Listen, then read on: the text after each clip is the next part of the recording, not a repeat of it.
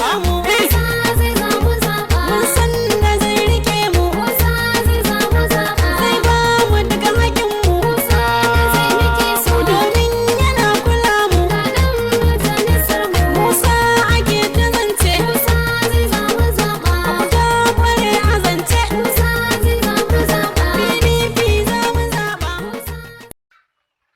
Kai, me kuke mana? Ana sa wannan mutumin da wannan kakara a gaba. Wanne? Baka san shi ba yanzu wannan duk mutum. Dan siyasa ne ni? Dan siyasa ne ni? Kai kuma shi kan dike na. In ban da tsaba da Yanzu a zo ka samu abin da bai daɓe. Baka sani ba? Duk garin nan kace wannan Baka san shi ba? Wannan mutum To ai ni ma nawa ne. naka kuma shine zaka zo ka dau hoton sa ka yaga tsabar baka yaga. Wallahi ni ma abin da nake so da ku yanzu.